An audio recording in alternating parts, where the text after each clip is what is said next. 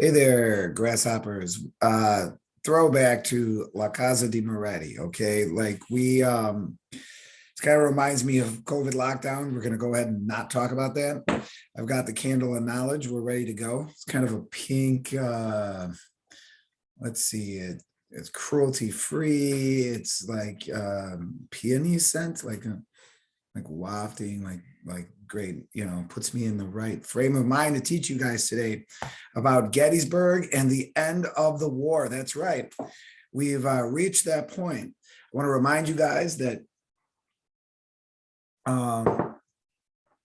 you're going to have to do a thing on Reconstruction next. And then when I get back, y'all are getting tested. So I'll drink to that. Haha, drink to your pain. Okay, so let's go right to the screen share, shall we? And you can see I really am a little sleepy this morning because I didn't pull it up yet. So I'm going to go ahead and do that.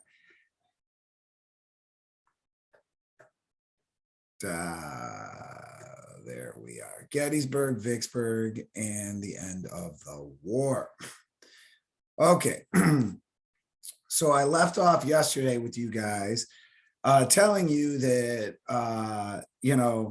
Robert E. Lee and the Confederate Army is extremely confident at this point, overconfident, but they're also desperate, right? Every single time they fight the Union Army in Virginia, they win. And it's really kind of embarrassing. And Abraham Lincoln is up against it, there's a lot of clamoring in the North to kind of end this conflict by 1863. The draft riots are happening in New York City. And so things almost couldn't get worse, right?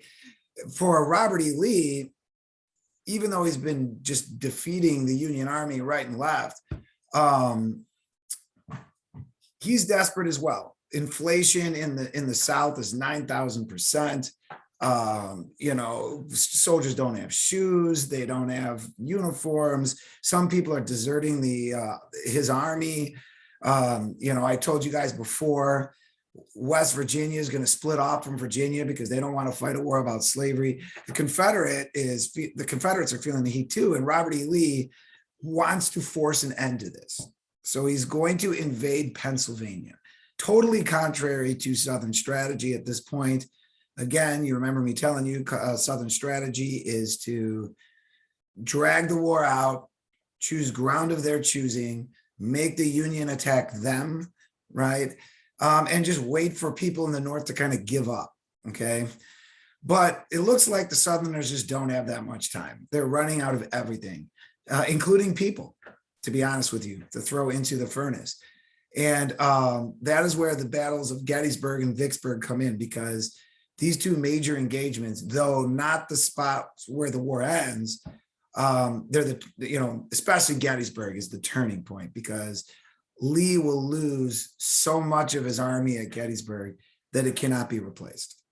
And the rest of the war, they're just going to be basically on defense and dragging it out. Okay. So Robert E. Lee is going to invade Pennsylvania. He's going to come up out of Virginia. And Gettysburg, for those of you who don't know, is basically in southeast Pennsylvania, okay? It's not that far from Washington, D.C. And Robert E. Lee knows that by attacking up north into Pennsylvania, it's going to force the Union Army out to try to face off against him, okay? At this point, if you remember, Lincoln's commander problems, you remember that he's been through a lot of guys. And now the commander of the Union Army is a guy named George Meade, M-E-A-D-E. He is also not good. He's not any better than any of the other guys that Lincoln has gone through trying to find somebody who can win him this war, okay? The Battle of Gettysburg basically takes place in a 3-day period in July 2, 3, and 4 of 1863. Okay. I'm going to give you an overview and then show you this battle map of day 3. But in effect, what ends up happening is the two sides meet at Gettysburg. It was a little surprising. They didn't mean to choose that spot to fight in, which was kind of against Robert E. Lee then, because the Confederates are the ones who wanted to choose the ground. And they just kind of on the spot decided, here, we'll fight here, okay? And it turns out that the Union Army could get some advantageous positions in and around Gettysburg on the high ground, okay? Some pretty nasty clashes in this fight for in and around this little town in Pennsylvania. Day 1, the Confederate Army is able to push the Union through the town of Gettysburg and down and across onto some high ground. Okay. On day 2, Robert E. Lee is going to order a direct assault against the entire Union line. But this time, the Union Army is going to be on the high ground. Okay. So you guys might remember from what I taught you about Fredericksburg, the Union Army was forced to attack up a slope against an impossible position behind a stone wall. This time, it's the Confederates that are going to attack against an impossible position uphill on a rocky ridge. One of the main spots of conflict is this little hill called Little Round Top that gets defended by a school teacher. You got it. One of the most interesting figures of the Civil War, a guy by the name of Joshua Chamberlain, who was a professor in Maine, a professor of natural and revealed religion and rhetoric. And this guy joins the effort because he's an idealist. He wants to fight against slavery. He thinks it's wrong. He's also a transcendentalist, and you guys know about transcendentalism now. And so he's just a thoughtful guy. And don't underestimate us school teachers, okay? Because we'll kick your ass. And like Joshua Chamberlain orders this unlikely maneuver on day 2 of Gettysburg at Little Round Top, where he orders a bayonet charge when his men are about to run out of ammunition against the Confederate Army. And Chamberlain's guys were the end of the entire Union Army. He was the flank. And so if he goes, the entire Union Army goes. So he had to hold that ground. And after hours of fighting and running out of ammunition, he orders this like just risky bayonet charge down the hill right into the Confederates, ends up surprising them and scattering them, taking some prisoners, and arguably saves the Union Army that day on day 2 at Little Round Top, okay? So when the battle lines stabilize again for day 3, Robert E. Lee is going to choose a different tactic. And if you look at this battle map here, you can kind of see the situation. The town of Gettysburg is to the north. The Union Army is arrayed in what is known as a fishhook formation along high ground. This shaded area is a high ground. The Battle of Little Round Top had occurred down here to the south. It's not really on this map. And this time around, Lee is going to order the best commander he's got left, because remember, Stonewall Jackson is now dead. He's going to order James Longstreet to attack. And Longstreet is going to send General Pickett, George Pickett, to attack right here. Actually, that's Pettigrew's guy. Sorry, this is Pickett coming here against the teeth of the Union defenses. And you can see how this plan is born both out of desperation and overconfidence, right? Lee thinks his men can do anything. Longstreet tries to talk him out of this plan. He's like, are you kidding me? As soon as we emerge from these trees, we're going to be under fire by Union guns. Once again, if you remember me telling you about this before, they're going to be under enfilading fire from the side. As soon as these guys come on out here, especially Pickett's guys, they're going to be wheeling this direction to concentrate at the same spot that Pettigrew's guys are. And therefore, they're going to come under fire from the Union troops over here. I mean, the minute they step out there in the open, they're just going to get, the Union Army's going to let them have it. And even before they attack, the largest artillery barrage in American military history takes place as the Union and Confederate sides pound each other with their large guns, and then unleash hell type of a thing. Okay. And so Pickett makes this charge, and suffice it to say, completely unsuccessful. The Confederate army is wiped out. Lee's army is effectively eviscerated by this attack. Okay. Some guys who participate in this charge, nothing is found of their remains. And what historians believe probably happened is as some of them approached the Union lines up here, and the Union guns opened up with their canister fire, which is just artillery shells filled with like splinters of fragments of lead. Okay. And when they explode, it's the effect of a giant shotgun that literally some of these guys, their bodies were torn to pieces, and there was nothing left to bury. Okay. That is how awful this charge was. Against the Union lines here, which are, sturdy as sturdy can be. And the North this time has a stone wall in front of their troops that they could like kind of crouch behind. This is an utter disaster. Lee's army not only fails to penetrate the Union lines, but has to limp back to their own lines with most of their guys gone. Robert E. Lee musters his men together for an attack that he's sure is going to come, but doesn't. All right. The fighting was so terrible over the 3-day period at Gettysburg that both sides just kind of like numbly sit and wait.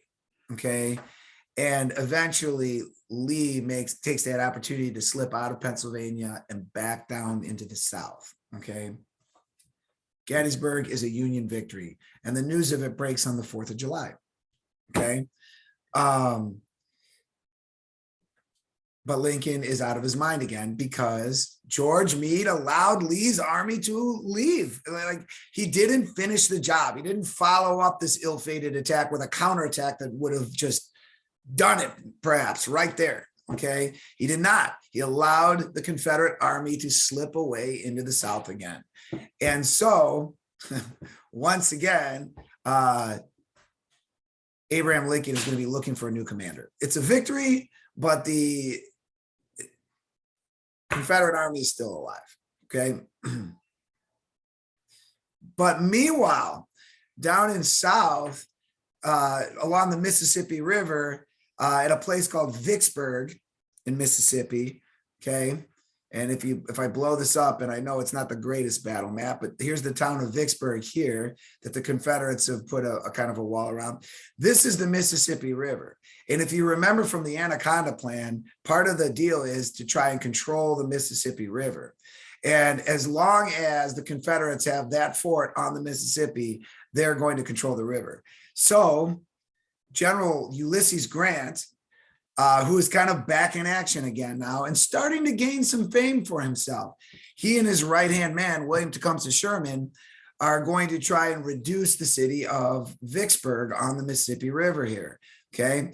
And it's not easy to do because the guns of this fort are able to command the entire river. So if you try and float your army down here close, they're going to get shot at.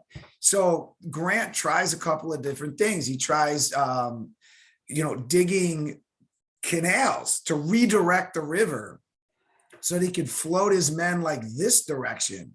Okay. And you can see like all these routes he tries to take over here to try and get out of the way of the guns. He doesn't want to go like, in range of the guns with his army here on their boats.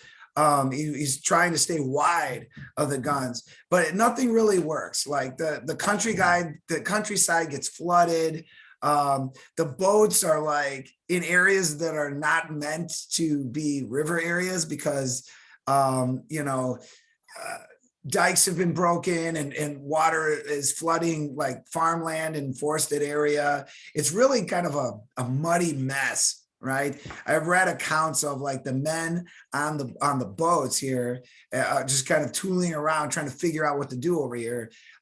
They're like animals that went up into the trees to escape the flooding would like drop down onto the decks of their boats, right? Including like black bears. I mean, it's amazing. It was a huge engineering feat to try and move and redirect an entire portion of the river, but ultimately it really didn't do much. And what Ulysses Grant has to do is he floats his boats down the Mississippi River and just makes a run for it. He's just like, we're just going to try and make a run for it and hope that they don't get sunk, is ultimately the decision that is made. And surprise, surprise, actually, most of his boats carrying his men are able to just kind of speed rush past the guns at Vicksburg, except for one boat, which gets sunk. And of course it gets sunk because it was the USS Indiana, and Indiana is terrible. And the only boat that gets sunk is named after the state of Indiana. And that should not surprise any of you guys sitting here right now. Okay. But the rest of the boats make it. I did not make that up, by the way. You can look it up for yourself. The rest of the boats get across here, and Grant does something, and this is why he's such a stud. And Moretti is such a man crush on Ulysses Grant. Here is a candle of memory, of remembrance for Ulysses Grant. He was so good. And what he did is he defied all the rules of warfare, and he had his men disembark from their boats downriver to attack Vicksburg from behind, okay? Effectively trapping the people of Vicksburg in their city against the river. But in order to do it, he had to cut himself off from his supply lines completely and move his army in hostile territory here in Mississippi and live off the land. Like, that's what they did, okay? It was pretty amazing. The Confederates tried to make a stand in a couple of these spots, as you can see here, but like the Union Army, its numbers are too great. It's too well armed and equipped, and it will redirect and then come around here from behind and surround Vicksburg and pin the people in their own city. All right, fantastic move. The mayor of Vicksburg refuses to surrender at first until his people start starving. I mean, Grant's guys, they bring up the big guns and start pounding the city with artillery, like just not even letting them sleep, just pound them, force them to surrender. And, the people of Vicksburg literally dug tunnels underneath the city to survive. Right. And they're living in these tunnels and they're starving to death. And finally, the mayor comes out with a white flag and says, what are your conditions of surrender? And Grant's reply is both epic and badass. And his reply is unconditional surrender. That's it. Okay. And he therefore gets the nickname Unconditional Surrender Grant. If you look at his initials, Ulysses S. Grant, right? People would be like, what does the S stand for? Well, it's really Unconditional Surrender Grant, okay? And once you get a nickname like that, now you're a boss. Now you're a guy that's really got, with the surrender of Vicksburg, the Union Army can now control the entire Mississippi River. And the way he did it was so epic that even though there had been many in the military that were jealous of Grant prior to this, so they kind of tried to squash his career, there's no hiding this. All right. Like, people had thought that Vicksburg was just impenetrable. There's no way you're going to get it. He did it. And he did it in a spectacular manner that nobody expected. Abraham Lincoln said about Ulysses Grant, I cannot spare this man. He fights. And Ulysses Grant will finally be made the head of the Union Army, the Army of the Potomac, with the task of capturing Richmond. And you know that Ulysses Grant will get it done. And he understands using his superior forces to get that done. He is not afraid to grind it out, AKA he's not afraid to lose men in the process, which gets him criticized a lot, but it's what it's going to take because Southerners have shown that they're going to fight to the bitter end. Okay. So he and Tecumseh Sherman are now going to have the task of finishing the war. Meanwhile, there's an election in 1864. Just what the president needs, right? You've got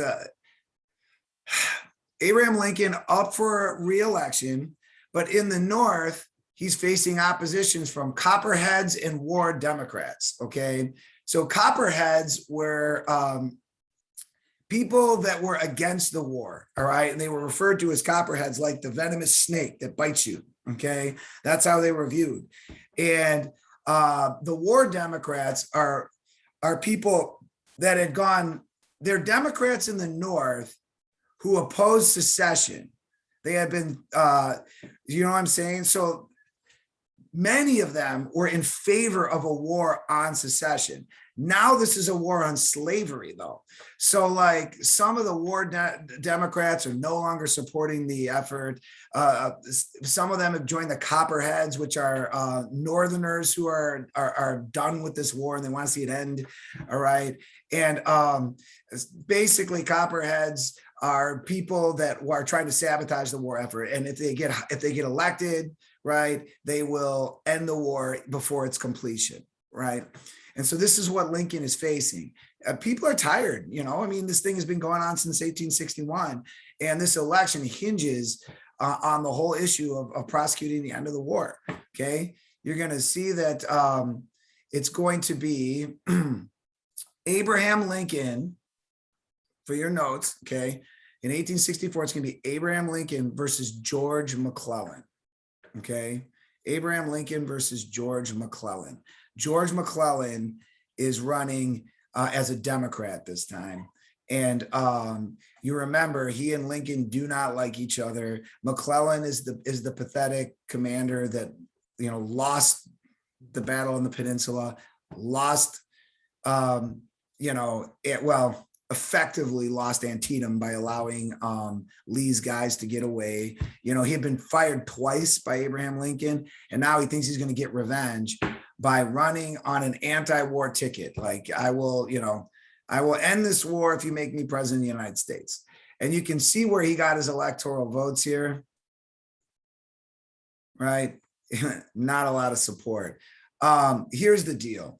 The Republicans, for one election, are going to not run as Republicans. They're going to run as a new rebranded party called the National Union Party. Okay. It's a fun, that's a little fun fact for you. You can use on trivia or something. The National Union Party is batting 1,000. They're 1 for 1 in elections. Perfect election status. They were created because they were trying to keep the war Democrats in, right? They wanted to keep support for the war high. So what the the National Union Party was, it was Abe Lincoln as a Republican, and they ran Andrew Johnson, who is a Southern Democrat who is opposed to secession, okay, as his running mate. So this was done to keep some of the Southern Democrats and other Democrats in the North on board with the war effort, okay? It was kind of a compromise in effect. So Abraham Lincoln will be elected again in 1864, but it's very important that you guys realize that his running mate, his vice president, is Andrew Johnson, who is a Southerner who had opposed secession, okay? It's gonna be really important later on when Lincoln gets assassinated, okay? The long-term consequences, as I see here, are going to prove to be kind of disastrous, okay? Now, with Lincoln's win in November of 1864, there's kind of a lift, right, to the North. Like, okay, we've got the guy that's been here the whole time. He's going to stay in office. Let's prosecute this war effort. And enter the stud, the man himself, William Tecumseh Sherman. I'm not going to lie, for a long time, this guy was the screensaver on my phone. Okay. And William Tecumseh Sherman is like Ulysses Grant. The two have worked together throughout the war. Grant totally trusts this guy. Right. And while Grant is going to try and track down what's left of Lee's army in Virginia, he's going to send William Tecumseh Sherman to plunge into the South, right, to cause as much damage as possible. The goal is to get to Atlanta. And once you capture Atlanta, to get to Savannah, Georgia, on the coast. And that will divide the South even further. Okay. William Sherman's march will be known as the March to the Sea. It's famous. It's epic. In 1864, Southerners still shudder to think about it. If you mention Tecumseh Sherman's name anywhere, you know, in the deep South. They'll probably growl still to this day. William Tecumseh Sherman understands what this is going to take. And you can see here, his goal is famously to make the South howl by taking the war to them. I want this war in the front yards of people living in Arkansas or Mississippi or, Georgia, like, or the Carolinas. We're going to go right into their houses. Okay. It is one of the early examples of what we're going to call total war. Like, you are making war on all of the South now, not just their soldiers on some distant battlefields. Okay. He is credited also with the statement, war is hell. If you, truth be told, the actual statement is war is all hell. Okay. And he was going to take it to them. And boy, did he. Tecumseh Sherman, if you look at this map, is going to just, from Tennessee, just plunge right into Georgia, slashing and burning a swath that is a couple of miles wide, lighting fire to, bales of cotton, destroying plantations that he has to, right? And he's going to head right for Atlanta, Georgia. Okay. And, again, just like with Grant, the mayor of Atlanta is going to come out and be like, hey, what are the terms? And, Tecumseh Sherman's going to say, there are no terms. You are going to surrender this city to me. You have basically this much time to evacuate the city because we will burn it. We'll give you safe passage to leave, but we are going to burn this city. Okay. And that's exactly what he does. And after burning Atlanta, they're going to plunge all the way to Savannah on the coast, right? And there's this famous moment in December of 1864, like Lincoln has just been reelected, correct? And, Sherman sends Lincoln a telegram offering up to the president Savannah, Georgia as a Christmas present. Okay. So badass. And then Lincoln is like, I accept your Christmas present with gratitude, Mr. Sherman. Right. And so now Atlanta is doomed. Okay. Or excuse me, Georgia is doomed. The South has been cut in half. And just when you thought that Sherman, was done, nope. Load the boys up and swash and burn and head north through the Carolinas. All right. And this is all going on while Grant is moving in and starting to pin down Robert E. Lee at a place called Appomattox Crossroads up in Virginia. Okay. But how nasty was William Tecumseh Sherman? Southerners say that, he was the devil, right? Like, this was unnecessary. How dare he come in here and burn our stuff, right? So, and part of the myth after the Civil War is that Southerners, for Southern people, right? This is what they told themselves to cope with their loss, is that the myth of the lost cause. And I'll be going into that on my next video. But part of that myth is that, Northerners fought in this barbaric manner, slashing and burning. We didn't do that. Southern troops fought with daring and style and this kind of romantic, the right way to fight. And the only reason that the North won is because they had, so much more money and industrialized weapons than we did, which is not wrong. But they like to paint what the North did as this evil, horrible thing. Let's see how accurate the Southern depiction of William Tecumseh Sherman really was. Here's an excerpt from his Special Field Orders number 120.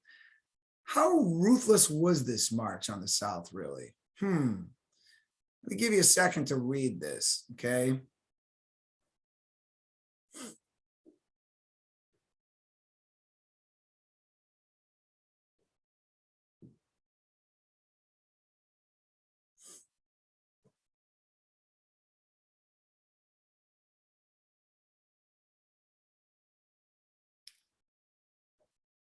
You see this?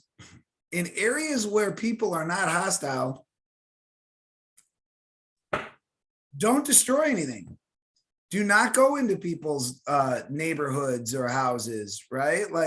You are instructed not to do that. If people try to bushwhack you, right? In other words, if they try to ambush you or things like that, then yes, absolutely, take it to them, destroy their means of living, right? Or supporting the war effort, right? It's, if you taken as a whole, this order to go into the South, okay, is like the most gentle slash and burn order you're ever going to see, all right, from a commander, right? If they leave us alone, we leave them alone. We're just going to take our objectives. But if they attack us and they try to like use guerrilla tactics or something, then yes, go ahead and unleash. And that's effectively what happens. This is a very effective strategy because Sherman's march to the sea, as it will be known, is going to really, really be demoralizing to Southerners, right? Because now the war is on their front step in a way that it hasn't been. Most of the conflict up to now has been fought in Virginia, not the rest of the South. And it's going to break morale. It really is. And you can see this mythology of the Southern lost cause that I put in here. Part of the like evilness of Northerners at the end of the war is part of their narrative, the part of the Southern narrative of this lost cause. Okay, I'm going to be coming back to that lost cause narrative later. That's why I'm not going to say a lot about it right now. Ultimately, Robert E. Lee is surrounded and pinned down at Appomattox Courthouse, where he surrenders to Ulysses Grant in April of 1865, okay? And the war won't end for like another week or so because there's still some contingents of the Confederate Army to be trapped in the Carolinas by Tecumseh Sherman, but basically the war is over, all right, in April of 1865. Understanding the politics of the situation, Ulysses Grant actually offers very generous terms of surrender, right? When the Confederates ask like for terms, Grant basically says, look, you guys can keep your property, meaning you can keep your horses and your wagons and anything you need to farm and make a living and all of that, but you must turn over all your firearms. You turn over your firearms, you can take all your other personal belongings and go home. All right. And the announcement of Lee's surrender was met with cheers and hurrahs. And, Grant immediately put an end to that, saying, the Southerners are our countrymen once again. Okay. So very much needed at the moment. Okay. He and William Tecumseh Sherman had ground out this war in a way that it needed to be done violently, aggressively, but now that it's done, it's like, look, let's all go back our separate ways and now figure out what comes next, okay? Unfortunately, the end of the war ends up being very complicated and set up for a very, very rocky and difficult process because, as you know, our president, Abraham Lincoln, will be assassinated, okay? Lincoln's plan was to make it easy on the South to return back into the Union, okay? He wanted 10% of Southerners who had supported secession to swear a loyalty oath back to the Union, just 10%. And he wanted it to be an easy reconciliation. He did not want to punish the South unduly for this war, okay? Because he knew that we would all have to live together going forward, and then Lincoln gets assassinated, okay? And that's going to be a big problem, okay? John Wilkes Booth, there he is. May he burn in hell. John Wilkes Booth was a Confederate sympathizer. He was bitter about the Confederate surrender of Robert E. Lee, planned an assassination of not just Lincoln, but other key members of Lincoln's cabinet, all of whom were attacked that night. He waited till Lincoln attended a play, as you guys know, called Our American Cousin, okay, as a comedy. And at one of the key moments when people were supposed to laugh, his goal was to then pull the trigger, okay? Wilkes Booth thought that by assassinating President Lincoln, he would reinvigorate the Southern cause and they would rise up again and continue the war. Okay. So you guys know the story. Excuse me. He is going to sneak up behind the president back during a time when you just didn't have the same kind of security that you have now. Shoot Lincoln in the back of the head, jump down onto the stage, injuring his leg. Right. He will try to flee, and he will have help from some of the locals, and he'll flee to a nearby farm. Okay. Other people are targeted in both the crowd and at home that are members of his administration, but they will survive. Lincoln himself, of course, will be brought across the street where they will try to save him, but there's not a chance with the medical technology there. And he took a bullet to the head. So he's going to die across the street there. John Wilkes Booth will eventually be tracked down and surrounded. The farmhouse or the barn that he's trying to hide out in is going to be set on fire. And when he leaves to come out, he'll be shot in the spine and he will die right there. Okay. So they will not get their hands on Wilkes Booth in order to try and hang him. They will try and hang the rest of the conspirators involved in the assassination. But here's the real problem with all of this. Now the guy that's going to be in charge of Reconstruction is the Vice President, Andrew Johnson. Andrew Johnson is not a Republican. Andrew Johnson is not a Northerner. Andrew Johnson is a Southerner who betrayed the South by supporting a war against secession. Okay. Therefore, Andrew Johnson, the new president of the United States, has no friends. Republicans don't like him or trust him. Northerners don't like him or trust him. Southerners don't like him or trust him because he betrayed them. So Andrew Johnson is now the guy in charge of this difficult process of putting the country back together. Okay. And that's exactly what it's going to be. Difficult. Andrew Johnson, one of the worst presidents in United States history. That being said, the situation wasn't exactly set up for him to be successful. Okay.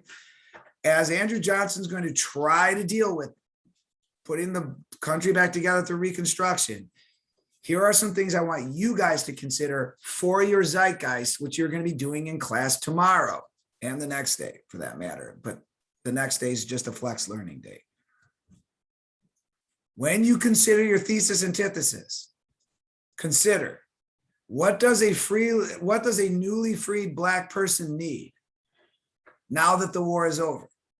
Okay. They're going to be known as freedmen. What do they need? They're no longer in a state of slavery. But that's not the end of the story. Furthermore, now that this thing is all over, how nice should the North be about letting the South back in? You know what Lincoln's plan was, but what about all those Republicans that control Congress? Do they want to be nice? What about the guy who was almost killed by a cane that I told you about, Charles Sumner? Should he be nice? He's one of the Republicans in Congress. Okay. So keep those in mind. Let me stop the share. Keep those issues in mind when you decide on thesis antithesis for your zeitgeist. Okay. Remember that your zeitgeist of Reconstruction is a standalone. You will just be doing that chapter and submitting it to me, because the rest of the zeitgeist should have been sent to me on the 15th of November. Okay. All right, y'all. See you next time.